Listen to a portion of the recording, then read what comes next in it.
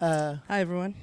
And we're going to be just talking a little bit about Kizazi Moto and Kay's journey through coming on board with the project. For those of you that don't know about the project, we're going to just play the trailer for the show. It was an anthology of 10-minute shorts for Disney Plus that was spearheaded by Triggerfish Animation. And yeah, do you mind playing the trailer? Thanks. Open your eyes.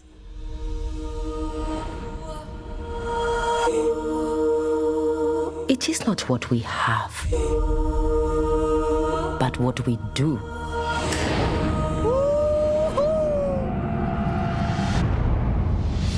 Let's go.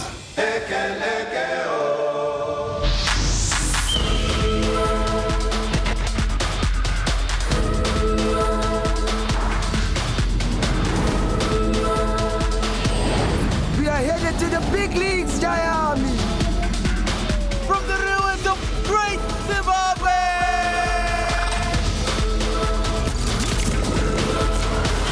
You are a disgrace to your name, kiddo. I should be out there making them pay.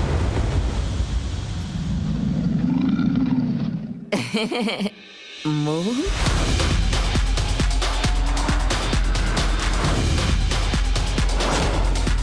You will not have him again. You chose this fate. You think that's fast? Watch this. All right, let's play. Ready to meet your ancestors?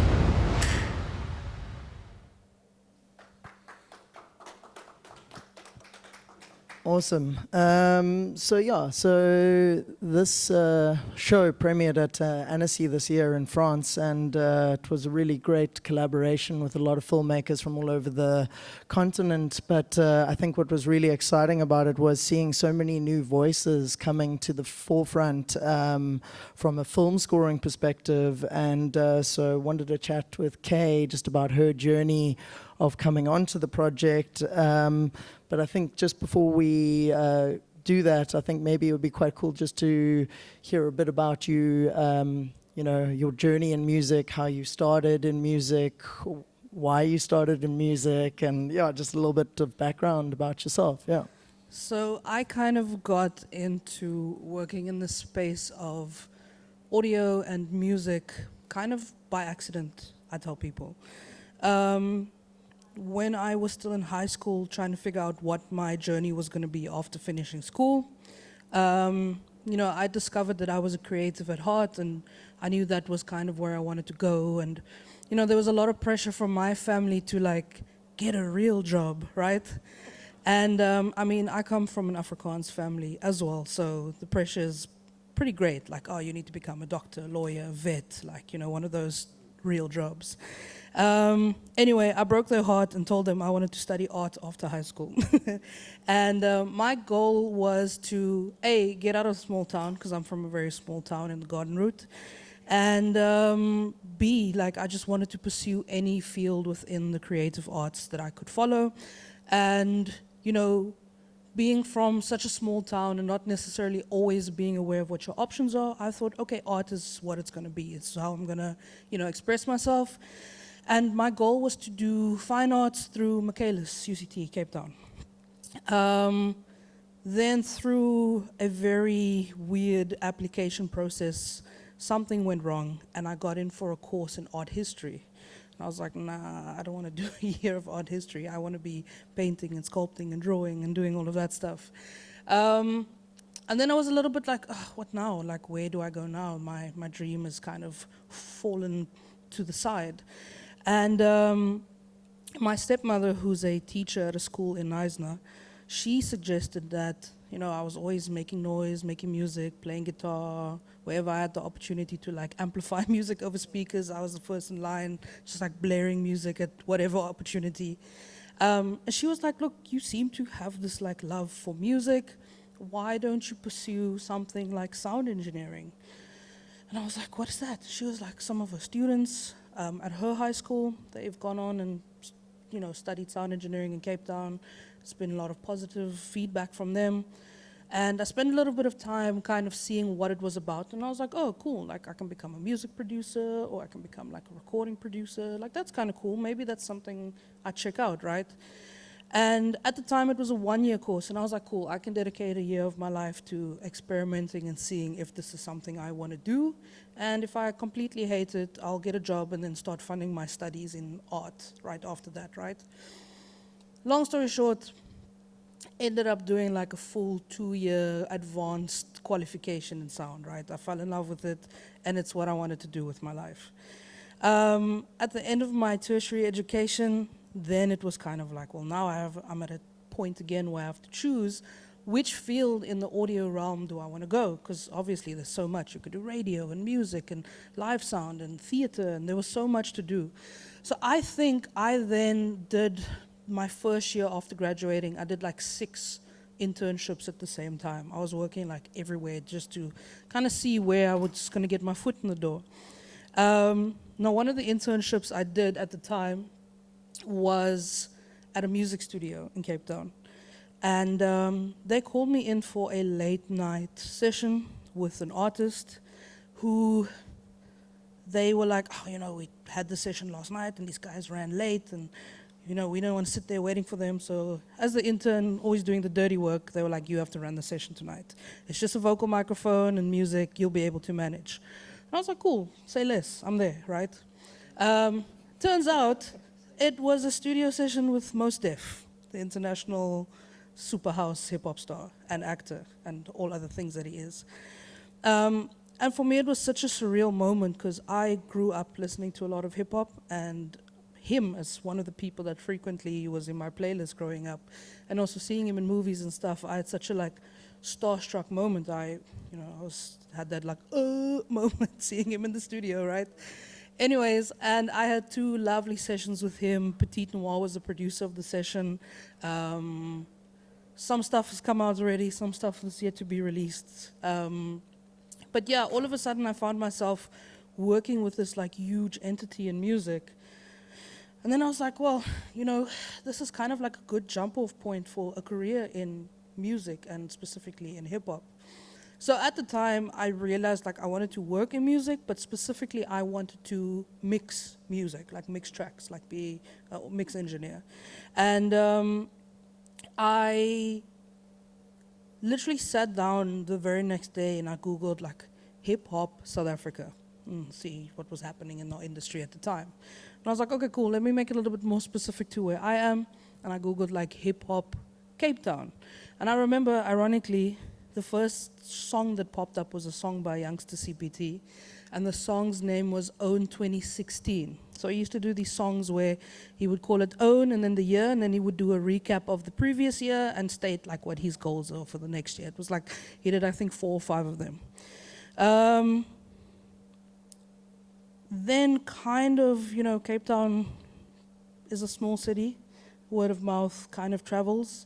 And all of these hip-hop artists just started knocking on my door after hearing that I've worked with Mos Def.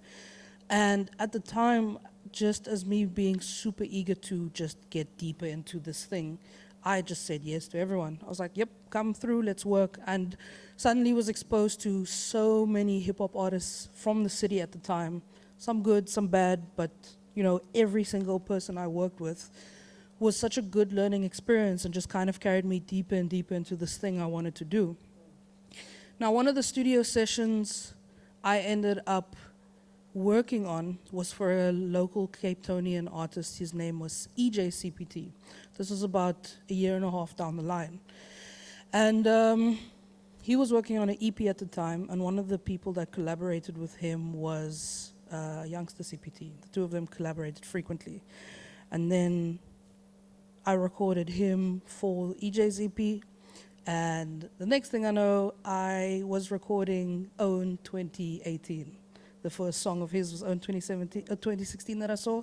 Then I was working on Own 2018. And it was such a like beautiful full circle moment for me. But then also being in studio with hip-hoppers, they always come with their producers. So I was lucky enough to be able to look over the shoulders of many great producers from Cape Town, from Joburg. And I went through this like moment of going, I could do that. You know, I know how the software works. If I try, I could do that. So I started dabbling in making beats, and just whenever an artist was in studio with me, I'd play it to them and be like, what do you think? Good, bad, shelf it, do you want it? And that's kind of how I started getting my like first placements in releasing music with artists that I had produced. So I made the switch from now being just someone who records, mix and masters to being someone that also produces records for other artists. And I really knew I had to do something to like cement myself in that role. So in 2017, I released my first kind of body of work, and it did much better than I ever anticipated. Like I ended up being Apple Music Spotlight Artist for the Year, being the first female producer to ever get that title. I was one of the first African artists to get that title. So like a big breakthrough for me in my career, which led to like a lot of press, and all of a sudden a lot of people were saying my name, and it just led to a lot of other good things. And you know, I've kind of been steadily building ever since. And yeah, now I've made my next transition over into working on composing for film, and was fortunate enough to have been a part of this incredible project, Kizazi Moto.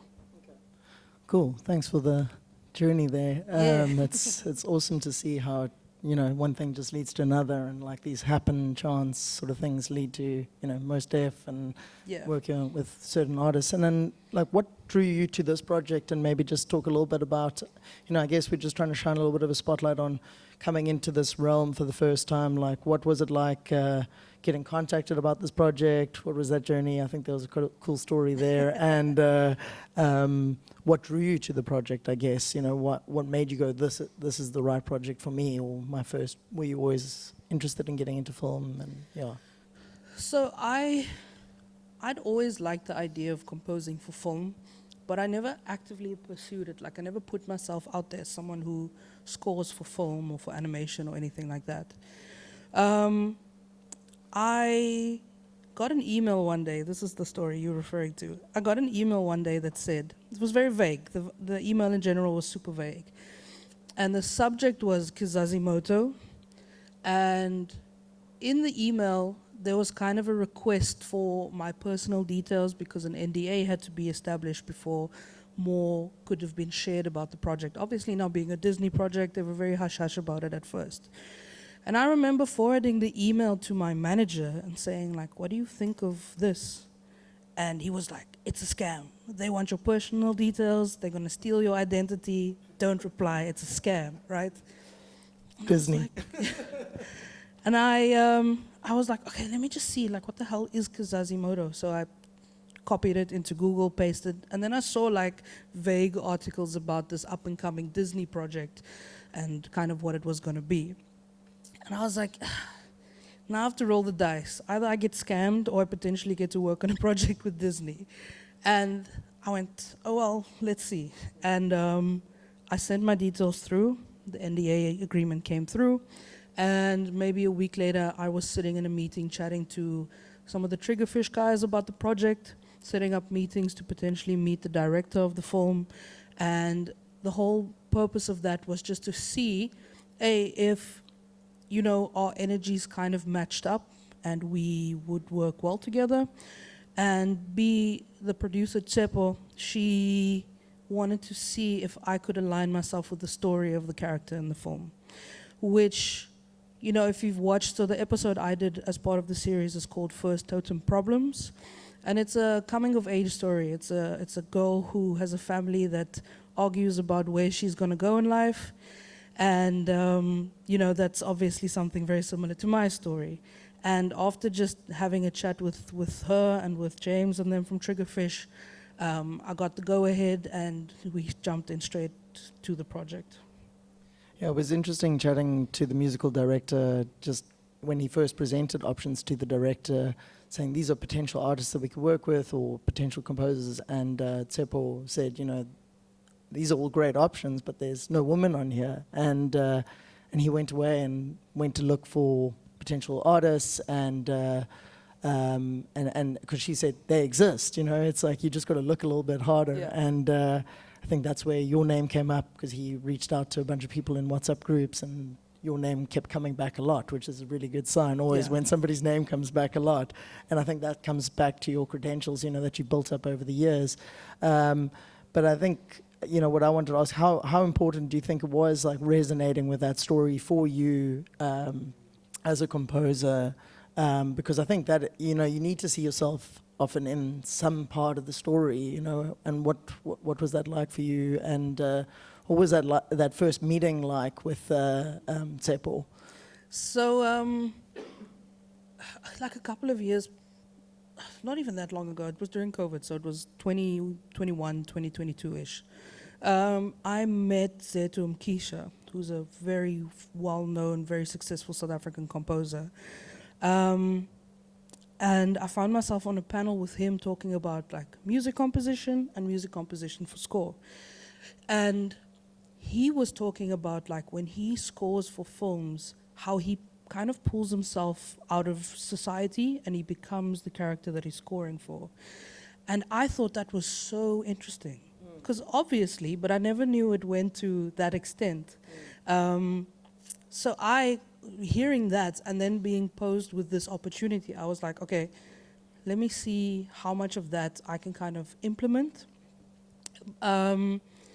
When I saw the story of Sheba and, the family fighting and her just trying to be independent and get away and becoming an adult and becoming her own person, it was definitely something I could align myself with. I was like, girl, same, I feel you, like I went through very similar things.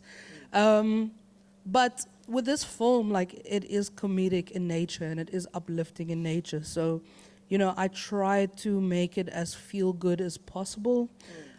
And where there were serious moments, like I would keep it serious as needed.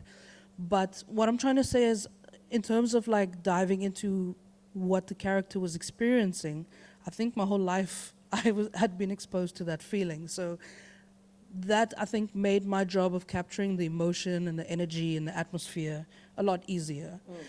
When it came to meeting Tsepo, Tsepo's lovely. She's such a great creative, and I think you in future should think of having her on a stage like this and telling her story as well.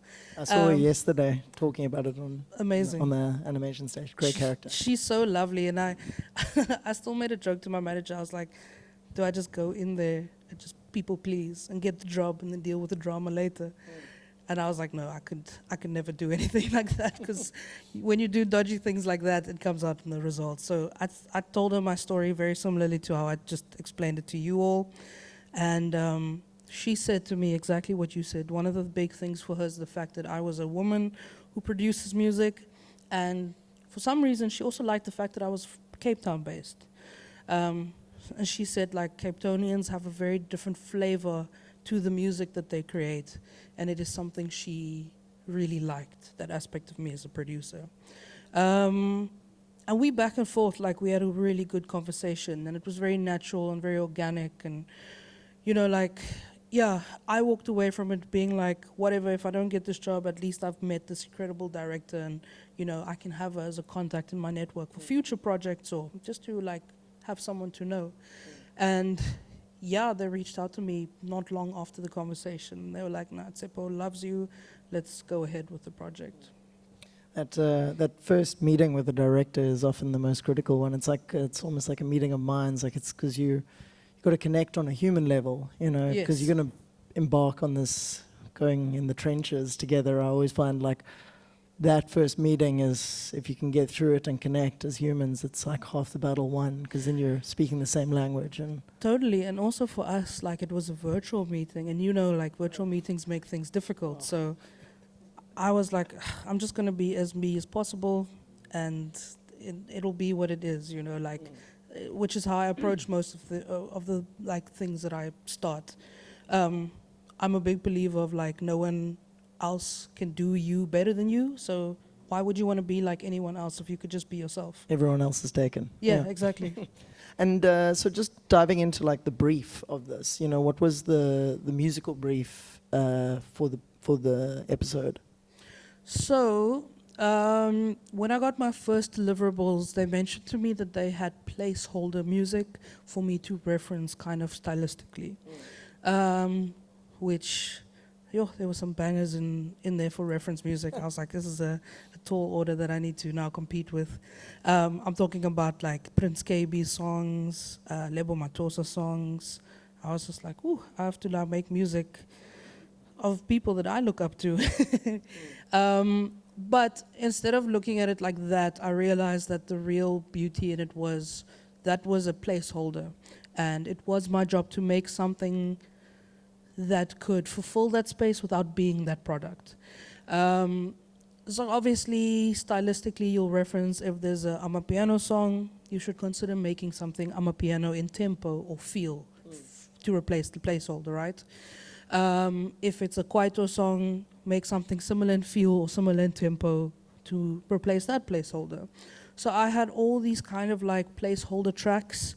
They sent me the video, they sent me a dialogue track, a sound effects track, and the placeholder music track. So those were the things I was working with. And I kid you not, some of the first visuals I had to work with were just like squiggles on screen moving around because the animation was far from complete. And I was like, okay, you know what? I can't necessarily see what's happening in the scene, but the dialogue and the sound effects and the squiggles kind of make sense. So I'll work according to that. And yeah, that was kind of the brief. It was like, take out the reference music and do you in those moments. And yeah, that's literally what I did. And the musical director did quite a comprehensive music proposal for the show with like a beat sheet. Yes. Like for those that don't know, like just like having in points and out points. Was it really helpful on the project to have that? Well, And I guess, add on to that, is there any way that you actually did something that there wasn't something in the proposal or something that you sort of said, I don't feel music should go here? Yeah. So yes, I used that sheet in moments where I was like unsure. I was like, I don't know if what I'm making really works here. Then I'd refer to the sheet to see kind of what, the idea was around that space, just to try and, sometimes it could be just a single word that makes me go, that makes so much sense in the space. Let me replace what I was doing there with something more along what the sheet says. But more so, I just kind of did what I felt was right. I used it as a means to know like kind of what my boundaries were. Like if they wanted like a kwaito song, I wasn't gonna like put a drum and bass song in there, So I used it as a reference just to kind of know what my creative boundaries were. But other than that, I did me most of the time. There were a few moments, so I was incredibly lucky to work with Retabile Kumalo as my vocalist for the project. So I did the tracks and she did all the vocal performances. And Retabile is a powerhouse. Like all the voices you guys hear in the music, if you watch this episode, that's all her. The male vocals, the female vocals, that's all from one person. That's from Retabile. Now, there were a few moments in the project where I was like, I've been initiating the music the whole time. So I'll go, here's the music, and then she would sing on top of it. And there were a few moments, like really deep, kind of spiritual moments in the film, where I felt like maybe she should be the person to initiate it. So there are two specific moments where she just made this like beautiful chant, and we just put like a pad sound underneath it, and we kept it as like open and unproduced as possible. And it worked so beautifully with what ended up being the final project.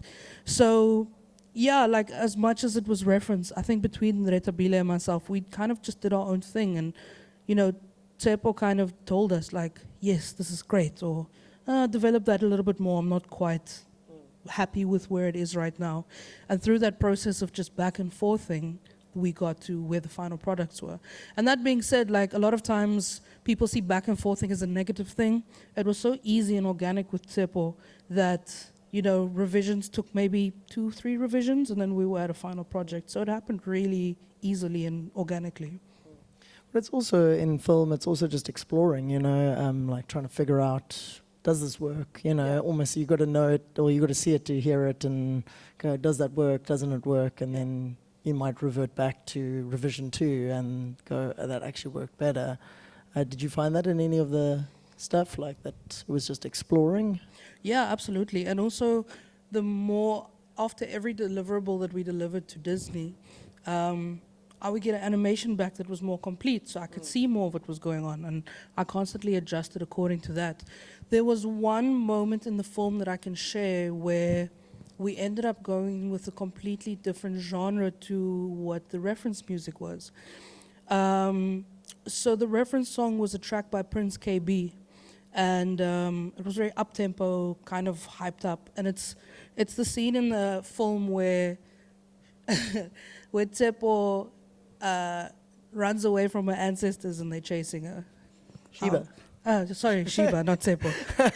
Same person, essentially. Yeah, she's but her own character. So Sheba runs away and her ancestors chases after her. Now, it was supposed to be like a very up-tempo house, kind of home-ish song.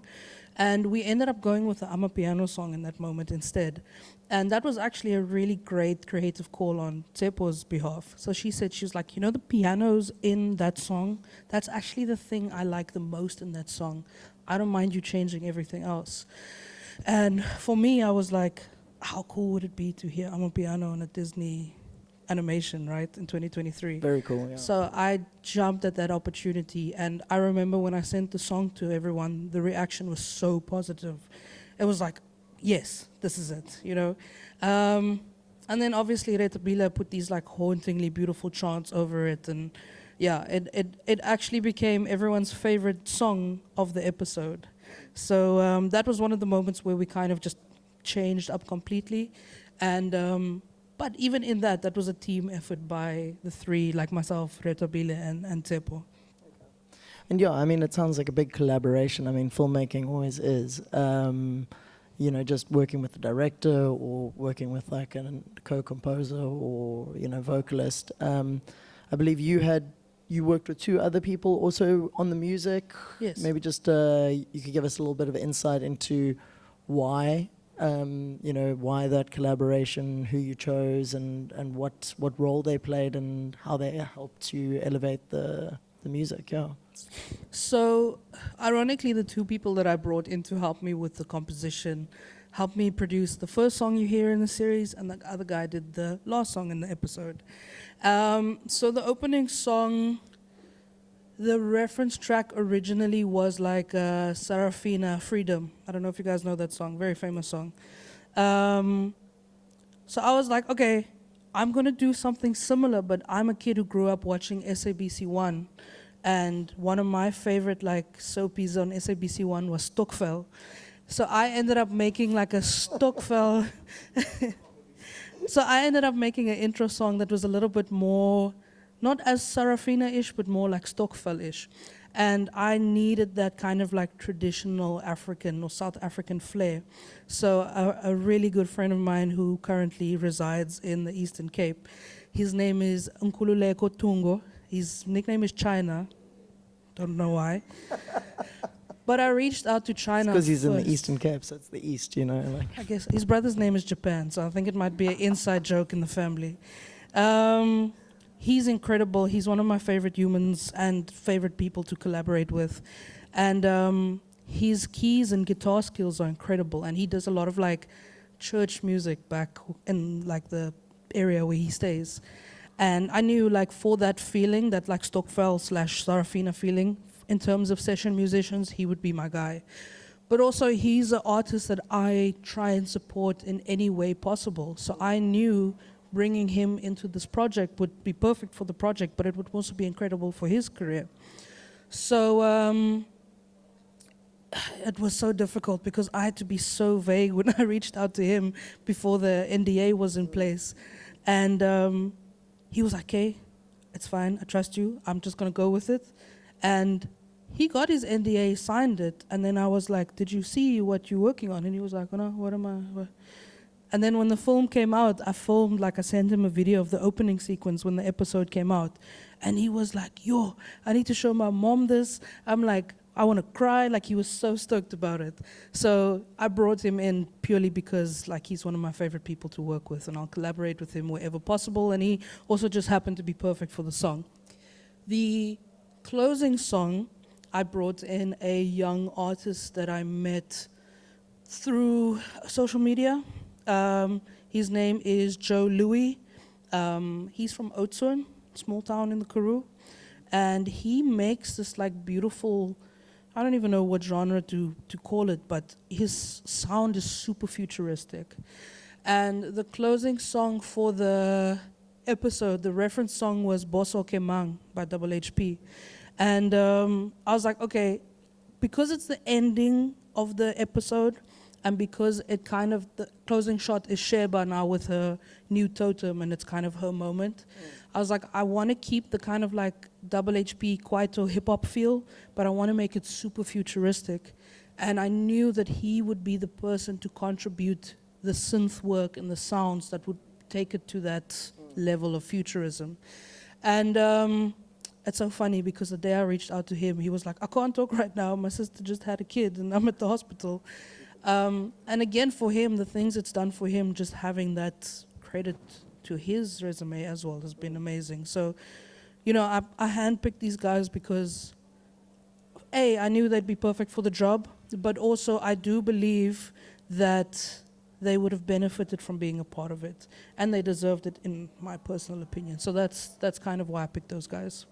That's really awesome because it's, you know, it's a good mentality. I think when like many years ago I came into the industry, you know, it was a very closed off industry, and it was like these people, everybody was like quite scared, you know, to share because there was only so much work to go around. And I think, you know, things have changed, especially in the last like 5 years. I think, you know, there's an energy that the world is our sandbox now. You know, everybody's got access now to the world, and I guess COVID was a mass accelerator for that as well. Totally. I mean, just from your perspective, like first time working in media, what was it like working with like Disney? What was that experience like? Was it intense? Was it chilled? Like, yeah, just experience share. Look, I was very anxious going into it because I wasn't quite sure how it would look and feel and function and work. But James and Kaz, who were my musical directors, they did a great job in directing our time, expectations, what were needed from us, and also just kind of facilitated so much great communication. You know, Tsepo put us in a Slack community where we had access to the sound effects guys, we had access to some of the animators. So the communication all around was really great. And, you know, wherever I did get stuck on anything, just simply asking, you know, sorted it out. Where, you know, I've been a part of projects where you ask something and you get ghosted for like months, and then suddenly it's like, where's the project? And I'm like, I'm still waiting for you to answer that one thing. So as intimidating as it seemed at first, looking back at it now, it was a really incredible kind of system that they had going. And it worked so efficiently that we didn't have any hiccups with delivery times, what we were delivering, any of that stuff.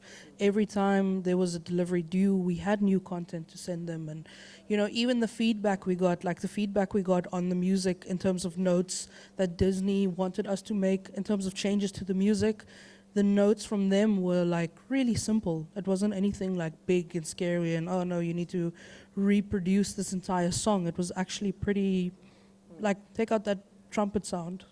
You know, that was pretty much it. It always feels more intimidating when the fear of the unknown, you know, you actually realize how well prepared you are for this.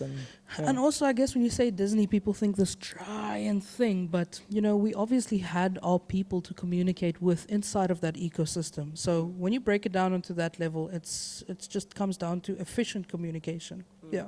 And how important in that whole thing was authenticity? I mean, like you talk about like genres like Kwaito and always pronounce that wrong, but and Amapiano and all that sort of stuff. I mean, you're a hip hop producer.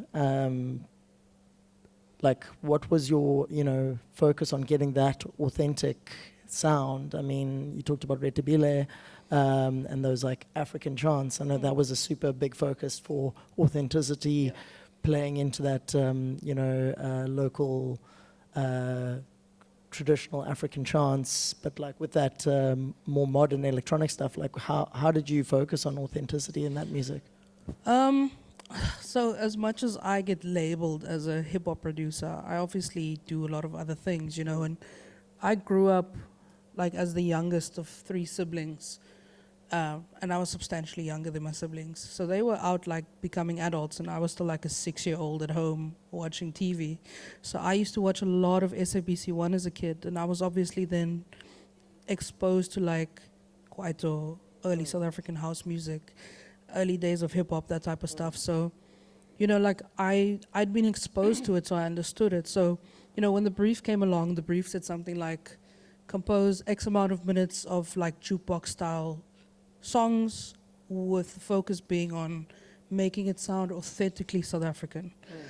So for me, I was like, okay, well, now I got a little bit of studying to do just to brush up on certain things like, you know, Amapiano is generally produced in FL Studio, and would I be able to deliver that if I wanted to go that route? Or, you know, like if I was gonna do like Kwaito, do I have the right sounds, you know? So as a producer, I wanted to make sure that I used things that were super authentic. And I think just having a lot of reference music helped with that, you know, so I could be like, is this right? Does this kind of feel like I'm tapping into the right vein of music? And, you know, like, again, with the direction from both James and Tsepo, I knew that if I delivered something that didn't feel right, they would let me know immediately. So I just tried to, from my side, kind of understand what it would take to achieve a certain sound without necessarily sitting like with a song and breaking it down entirely and then rebuilding it in the footprints of that original song. So I still relied on my ear and my capabilities as a producer to create something that I thought would fit that space. And I think just having roots in being in touch with the genres that I was creating, it really helped me create something that was as authentic as possible. Awesome, awesome. So, like with this, I mean, I kind of feel like just thinking about that Most F, you know, story. It was like this credit to your name that really catapulted you forward in your career. Do you feel like Kizazi Moto and this show is another one of those moments? And I guess, you know, what does that mean for you now? Like, what next? You know? Yeah. So look, yeah, obviously, you know, you don't like. I'm very, very, and I realize how fortunate I am for my first venture into the composition space to be with like Disney. So, you know, I just wanted to make sure that I did a good enough job for them to call back if they ever did something like this again. And honestly, like, as I said, I never really put myself out there as a composer or someone that wanted to compose for film or animation. So, you know, the fact that this landed in my plate, it's amazing, right? It's a testament to the work I've done and how much I've put myself out there, not just on like a public platform, but also having the right connections behind the scene and having the right network of people and making sure you always leave a good impression when you know, cross paths with people, because people will lead you to the next thing and the next thing, right? At the moment, I can't say there's any other film stuff just yet, which I don't think is a bad thing. If it's going to happen, it'll come my way, and I believe that it'll happen in that manner.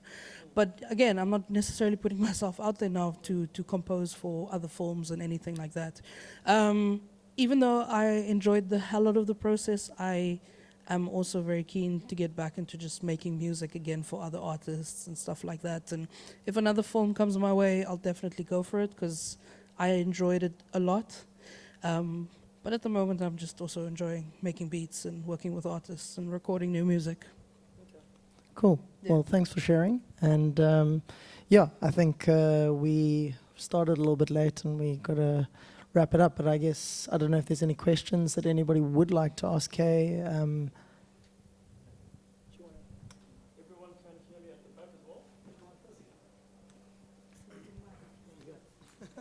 I was just trying to figure out if everyone can hear me at the back, but okay. I'm Now sure you got a everyone- mic, it's real Now now. that I can, they definitely can. Yeah. My name is Tsidiso. I'm a music compiler for Good Hope FM. Kay, firstly, just a number of congratulations to you. I'm not certain if you do recognize me or not, but I highly doubt. But you and I, we studied together at Cape Audio College, the likes of Jono, Richard. Wow. You yourself, big congratulations. I mean, your most recent announcement playing Rocking the Daisies, being in GQ magazine in terms of the music edition itself, and also your collaboration with Shelf Life in terms of 50th anniversary of hip hop and you doing the playlisting and everything. That's absolutely massive. So Thank you. I haven't been following your career just personally because I know you. Seen what you've done based on the projects we've done as students back on school. They are extremely difficult from, I mean, audio and visual, and having to put music to something. And apart from that, just things like folio. But, okay, and folio, by the way, is the design of sound where you literally have to design it from scratch using a number of things. It's something absolutely crazy. When it came to the production of, you being on, Kizazi Moto, Yeah. and you having to now actually do the sound design, if we may say, what would you say was, just receiving that email and after grasping it and saying, okay, this is it, this is what they want me to do. What was the most challenging aspect of that, both on a professional level in terms of, okay, this is the brief I have to do, but also on a personal level? Because when people get a project as big as that one, it tends to become really overwhelming.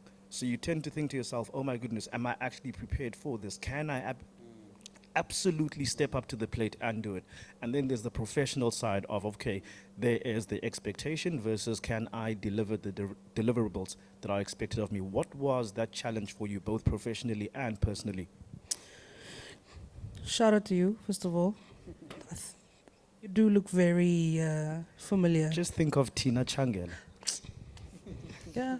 You and I know good. that story. Yeah, We'll we're keep it good. We're between good.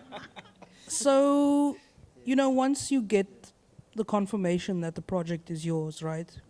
The reaction is kind of like, "Yo, okay, let's get ready because this is going to be something, right?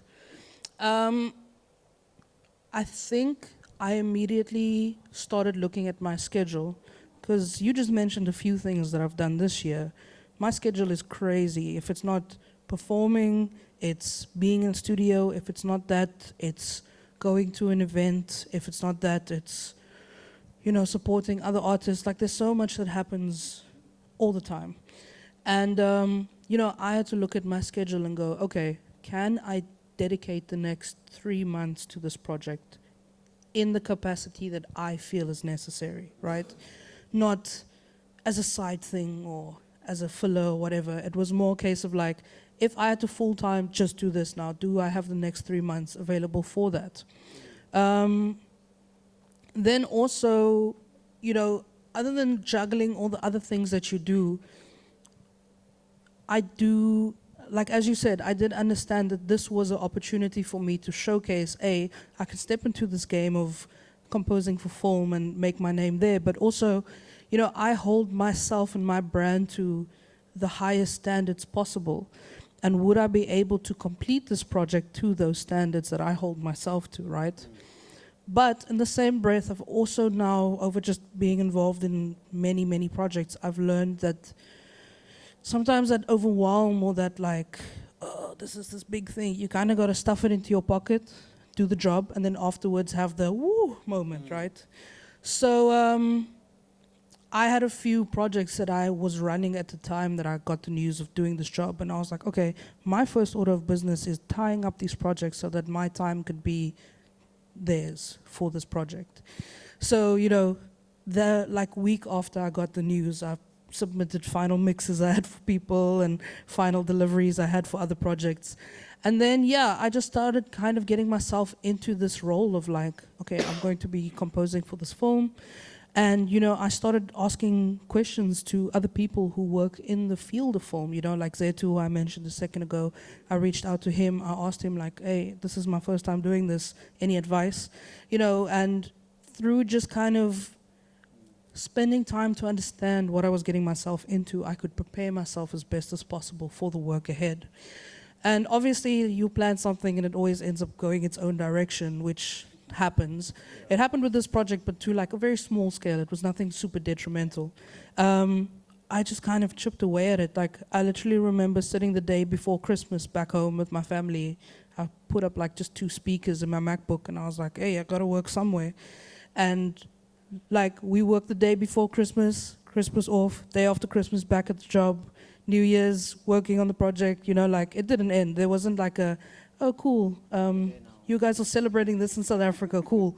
It was like, nope, you gotta finish the project and hit the deliverable. In terms of challenges, I guess, you know, the biggest challenge for me was just making sure that I talk the talk and walk the walk, right? Even though it was my first project, I didn't want to go into it looking and sounding super green. You know, I wanted to show them that I knew a little bit more than they think I did. Yeah, so it was that, and just navigating like roles, like where does my role end and the music director's role starts? Because obviously everyone has their job, and you don't want to impose on someone else's role, you know. Because I'm the type of person that I get keen and I get stuck in, and I'll do everything if people allow me to, right? So I had to also go like, okay, this is their call, and I need to be okay with that, you know, whether it was a good call, bad call. That wasn't necessarily, whether it was a good or a bad call was my opinion, and it didn't really matter in a different role, right? So things like that. And then also just like working, I guess for me the biggest thing was working remotely with Retabile, right? So we never, till this day, we've never been in the same room together, but we made these incredible songs for this episode together. So, you know, she was recording in Joburg somewhere, I can't remember where the studio was, and I was down in Cape Town sending her music to record on. So if I could have had it any other way, I would have loved to have been in the room with her, working on the music together. She's incredible, and I'm pretty sure we'll be doing some more work together in the near future. But for me, it's just that thing of like, a lot of us were in different parts of the country while working on this project, and it would have been nice to have had a little bit more in-person, you know, kind of interactions. But we made it work. And I guess that's such a crucial skill of being in the creative industry, is take what you got, make it work, and make it kick ass if you can. Yeah. Wow. Thank you so much for sharing over there. Marlon is the name. I wanted to just link back to when you told your parents that you actually want to study art. What did they say? You know, this is one of the highlights in your life, and there's many more doors to open. So just link it back. What did they actually say? And yeah, just what did they say? So let me paint you a small backstory. So I have an older sister and an older brother, right? Now my older brother was the first person in our family ever to be able to have the opportunity to study further after school, right? And he chose a field of study that he was passionate about, and when he got into it, he realized like it was kind of not his thing. And as a lot of people these days do, he dropped out. Now, imagine being from an old school Afrikaans family and the eldest boy goes to study and then drops out.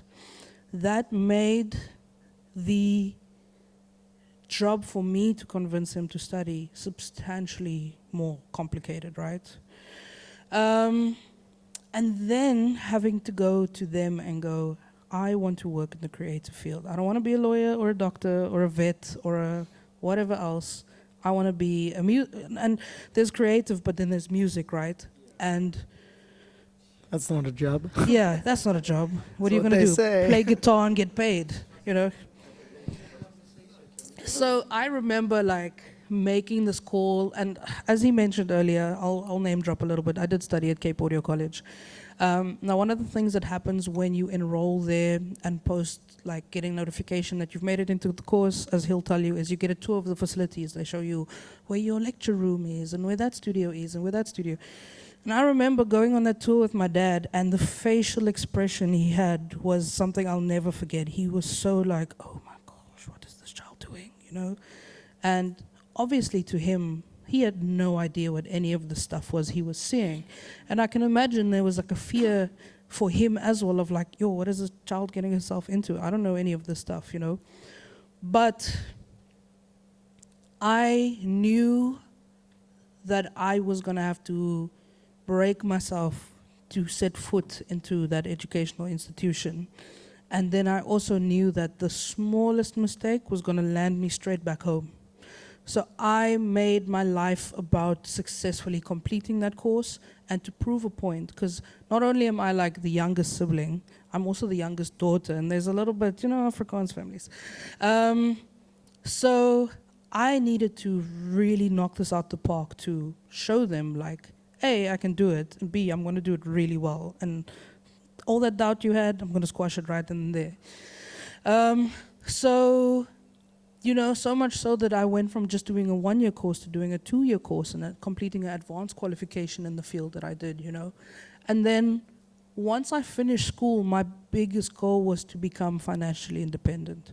And that's why I did 6 internships. Like, I got paid some internships nothing, some internships like 500 Rand a month, some internships 1,000 Rand a month.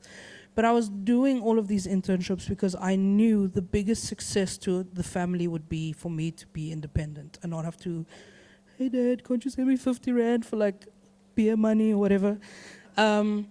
So that's why when I started, I went as hard as I possibly can because I wanted to prove them all wrong. I wanted to be like, you guys think this isn't a real job. I'll show you it's a real job, you know. And now, a couple of years later, I hear him telling people how proud he is of me.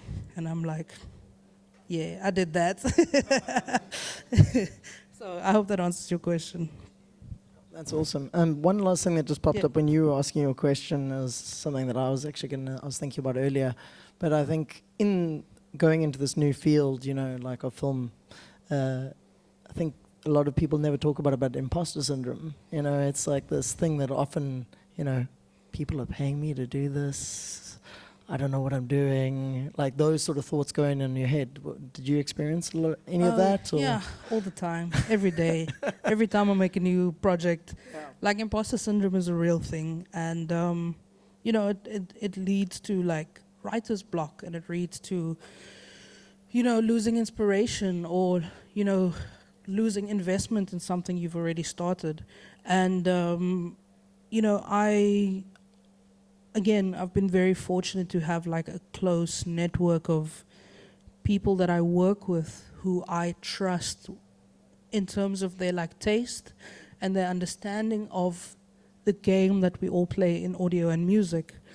You know, and whenever I do get to a space where the imposter syndrome is too bad, I have someone I can reach out to be like, hey, what do you think of this? Tell me about this. This is how I'm feeling, you know. And these guys keep it, we keep it incredibly real with each other. So if you send something that's not great, they'll tell you, this is not it. That feeling you're feeling, it's valid because this is not it. So with imposter syndrome, I think it's very normal. And sometimes you can put it to the side and just work around it, you know. But like self-validation is such a complicated thing. And it can make or break so much. Is there a real way to get around it? You know, even me having this network of people that I trust and who I go to when I am feeling insecure about things, like I even walk away from that sometimes going, man, they're full of nonsense. They're lying to me. Yeah. You know, imposter syndrome is crazy. But, you know, sometimes you just got to put what you've done out there and see how it's received. And even if you don't feel great about it, like I've done tracks and projects where I've been like, I don't know, I'm not sure. And then people love it, and it goes on to be successful. So you kind of got to do things with a little bit of pinch of salt for yourself as well, and just keep yourself from stopping yourself. Yeah. Sometimes the things that you doubt the most are actually the most well received, is Absolutely. my experience. Is there anybody, any other questions for Kay? Otherwise, I think we've got to wrap it up. Yeah, sure. Fourth time at Rockin' the Daisies. So I worked at Rockin' the Daisies in 2017 as a film person. I was filming stage. You know, at Daisies they've got those big screens and then they project what's on screen on the for the people at the back who can't see the musicians on stage. So I worked at Rockin' Daisies the year that Mac Miller was headlining. And I got to film incredible artists who are no longer with us. Mac Miller being one of them. I got to film Hugh Masekela. I got to film AKA. And at the time I was like, I just want to go for vibes. People say that Daisies is cool. I get to work, I get a little bit of money, and you know I get to see all this incredible music. And a year later I performed for the first time. So 2018 I stepped on stage for the first time there. They called me back 2019. Obviously 2020, 2021, there was no Daisies. And I was like, what are the chances of me going back for a third time? And they booked me last year. And then this year I saw they booked like JID, who's one of my favorite artists. And I actually messaged my booking agent and I was like, I have FOMO. I'm so scared they're not going to book me for Daisies again. And she was like, they love you. Why would they not book you? And yeah, lucky again, the mail came through. They wanted to book me again. So if anyone here is going to Daisies, I'm performing on Saturday at 4 p.m. Just so you know. But yeah, fourth time. I'm very lucky. I feel like I'm the Daisy's resident DJ now. Nice, nice. Keep getting me to come back. Cool. Well, congrats on that. Thank and you. Congrats on this film. Thank you very much. Yeah, if you guys haven't seen it, watch the Kizazi Moto series on Disney Plus and support local artists, local filmmakers, and new voices in the music industry. Yeah. And it's great. Like, I don't want to punt it because I'm a part of it, but it really is great because, Punt. like, my episode opens with, like, Hadida screaming. You know how crazy that is to see on, like, a Disney film, you know? And that overwhelming feeling of, like, this is something that, you know, I resonate so deeply with it.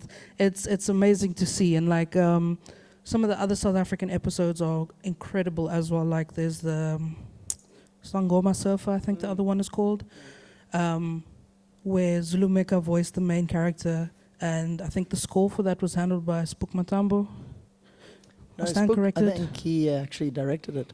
Oh, that's Yeah. amazing. Well, there we go. Like, Sangoma Surfer is also an incredible episode, but I definitely recommend watching all of it. It's so great to see something so close to home on a big screen like that, where we used to seeing, like, all these other famous Disney movies we know and love, you know, and the only, like, it's such an incredible experience, really, to see something so close to home on a big screen like that. Well, congrats again. And Thank you. yeah. Thanks for your time, everyone. Thank you.